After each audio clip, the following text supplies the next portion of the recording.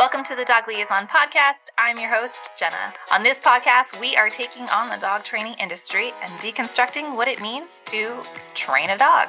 In fact, I believe only you are the expert in understanding and caring for your dog, not some magical dog whisperer. And with a lot of context and some coaching, you can realize your expertise in supporting your dog. And so without further ado, let's get into the episode. Hello, friends. Thank you so much for talking about giving your anxious dog confidence today. One of them you can apply to every dog. I think it's just a good policy. It's a good way to live your life. I really want to get into specifically the anxious dogs and instilling their confidence, because how you build up an anxious dog's confidence and how he perceives the world, how he perceives himself, and most importantly, how he perceives his abilities. When you are thinking about the anxious dog, there are some subtle differences in how you would address a dog's confidence if they're anxious versus, a normal, I hate that, normal dog, but a dog that is not facing chronic anxiety. Yes. I think one of the things that we need to address is that when we're instilling confidence, there's a lot of different angles to look at this. It's not just that the dog has to be more confident in the actual task at hand. So it's not just like he needs to be more confident in how to solve this food puzzle, or, it's not just like a minute scale. There's a grander scale outside that we also need to be talking about the confidence. We need to be thinking about the confidence in the environment, the confidence that if I walk into this environment, I'm going to be able to be safe, that it's going to have a safe outcome. That's their top priority, right? Then the outcome needs to be beneficial to them, that they're not going to get hurt, they're going to win, they're going to be okay. And I think that when we think about confidence, we tend to minimize it, but I want you to think about it from all of these different angles of confidence in the environment, confidence in the people that are there with him, confidence in the task at hand, and the confidence that it'll have a reasonable outcome that will be fun, positive, safe. Even though your dog is not necessarily breaking it down in those terms, those are the terms that his body is automatically pushing him through.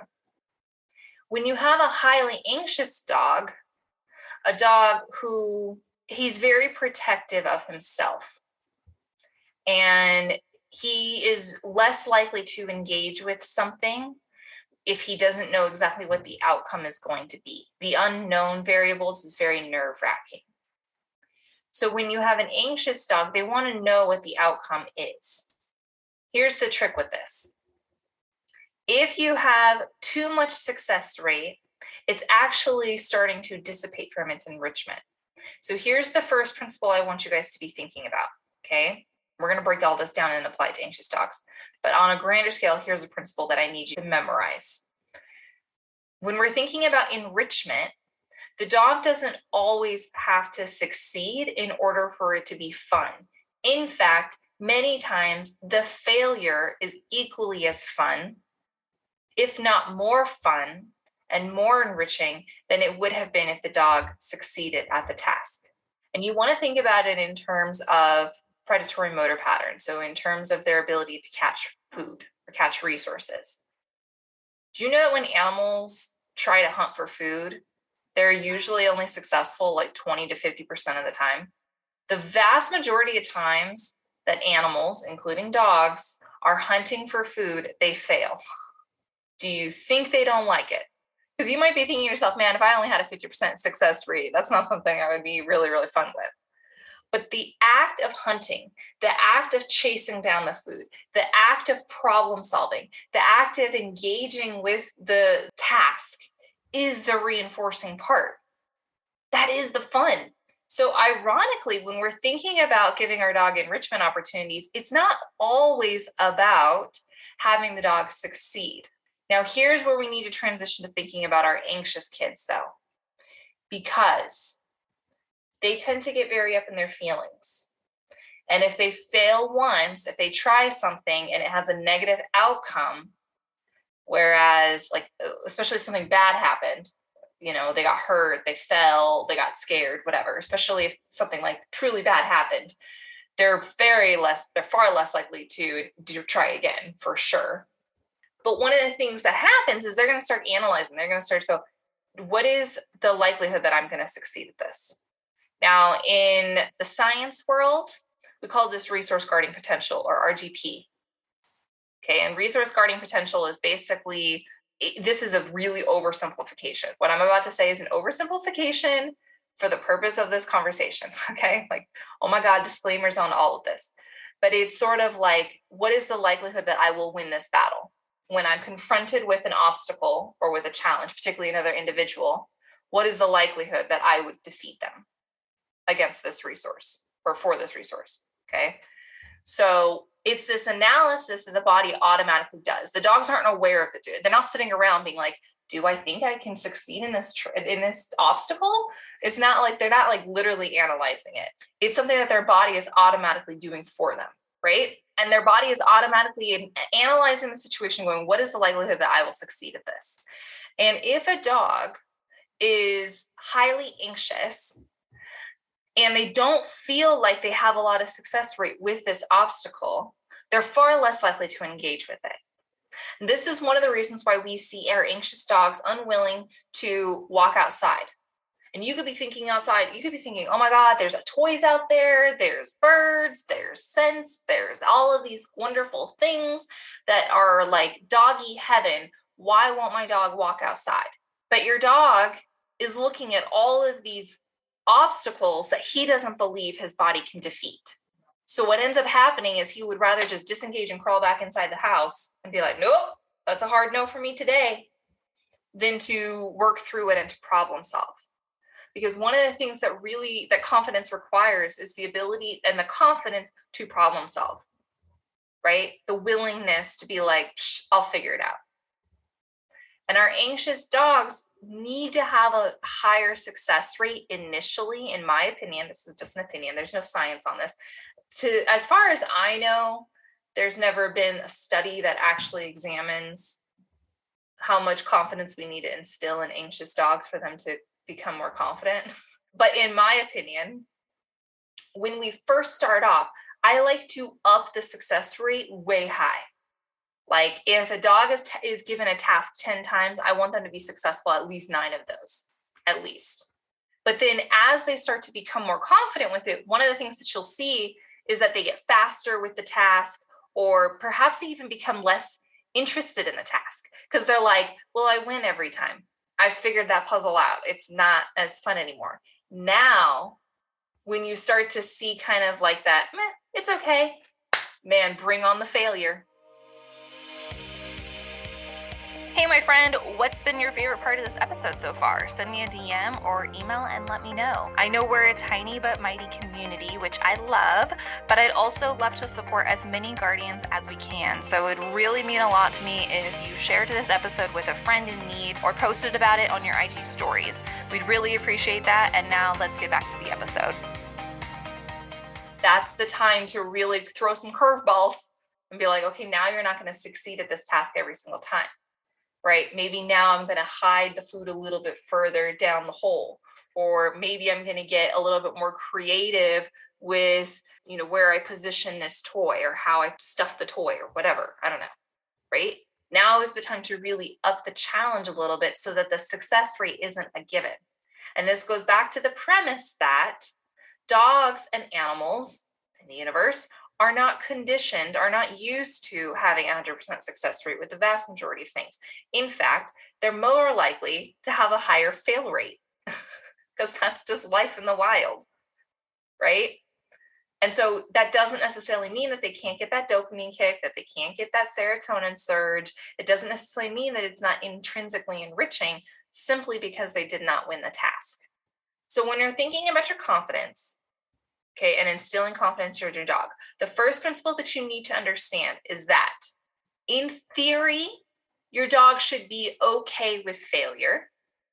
But initially, when you're instilling that confidence, give your dog more opportunity to succeed. And then as you start to see that confidence build, throw in more curveballs. That's the first principle you need to be thinking about. The second principle is something called the Goldilocks effect. The Goldilocks effect, I first heard about this by an author named Daniel Pink. The Goldilocks effect is the not too difficult, not too easy, but just right. Not too much, not too little, but just in the middle. And the Goldilocks effect is something that you can apply to every single piece of and component of your relationship with your dog. When it comes to enrichment, when it comes to training anxiety, when it comes to creating patterns, when it comes to thinking about how much training your dog can handle in a certain day or in a certain week, like as far as quantity, when you think about what value treats to you. I mean, the Goldilocks effect is a principle that you can start to have in the back of your mind for every little freaking thing. But when it comes to instilling confidence, the Goldilocks effect is really good when you need a barometer on how challenging something is for your dog. Okay. So for example, if you know you want to take your dog out to the park, right? And you think that he's ready to go to the park. You know, he hasn't been there in several months. Let's say it's been 6 months since he last was at the park.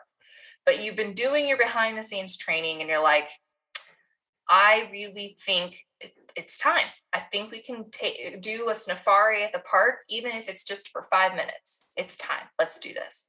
Anticipate that it's not going to be easy breezy, beautiful right out of the gate.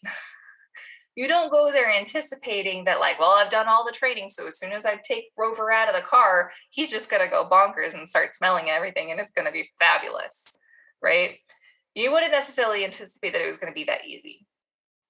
But you're also looking for it to not be so horribly awful and too challenging that even though Rover is in the park and even though Rover is standing next to you, he is unwilling to engage with the sniffs. He's unwilling to engage with the environment. Maybe he can't even look at you, or maybe he is looking at you and he's just freaking out. He's like, get me out of here. So that would be too difficult.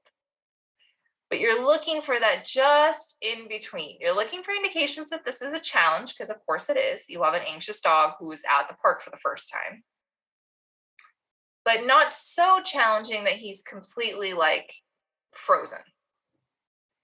And one of the ways that you can instill that confidence is by promoting a little bit of problem solving, ensuring that it yields positive results. This is a tricky concept because I'm talking very conceptually here, okay? But when I tell you, I want you to promote problem solving, that means that you're a little more hands off as far as your dog is concerned. However, when you promote that problem solving, you are ensuring that your dog has a successful experience, which is to say he likes the outcome, he gets the treat, he gets the whatever, he gets whatever. The outcome is what he desired, because that will help him build confidence until you can start to remove some of that win rate and you can start to methodically integrate some fail rate on purpose. So the Goldilocks effect is the second principle that I want you guys to carry with you. Now, I want to recap this because I know that what we talked about today is very conceptual, but if you guys have clarifying questions or if you wanted me to talk about it as it applies to a specific concept, feel free to type it in the comments. I would love to hear that. But let's sum up the rules to live by, okay? Number one, dogs, species, are not meant to have a 100% success rate. And yet, when you have an anxious dog, if they have too much failure, even if it's just one repetition of failure, they're likely to hold on to that, and it's likely to work against their confidence and work against your end goal. Number two, if you're going to give your dog a higher success rate to really instill that confidence, you're looking to see when are they overly confident and they've actually started to lose interest in the game or interest in the experience. Because when that happens, that tells you that it's opportunity for you to integrate more failure on purpose. Number three, you guys want to always maintain the Goldilocks effect. You're not looking for a challenge that's too easy, but you're also not looking for a challenge that's too difficult. You want to look for a challenge that's just in the middle. And when you pose this challenge to your dog that's just in the middle, You want to make sure that it yields positive results. And so while it may look like you are hands off, you are actually taking a very active role in your dog's experience, and you're making sure that whatever the outcome is it's desirable to your dog. I think this is a really great conversation. I hope that you can take these concepts and apply them and have them store them in the back of your mind. Bye, guys. We hope you enjoyed this episode of the Dog Liaison podcast. If you did, it would help us tremendously if you subscribed to the show, left a review, and or shared with a friend. You can either post on your Instagram stories, make sure you tag me if you do, or send it directly through an email or a DM straight to a friend, letting them know, hey, this episode really made me think of you. Info on how to work with me and the Dog Liaison team is linked in the description box, or you can go to getacalmdog.com. We look forward to having you in the next episode. Until then, give your dog a treat for me, and we'll talk soon.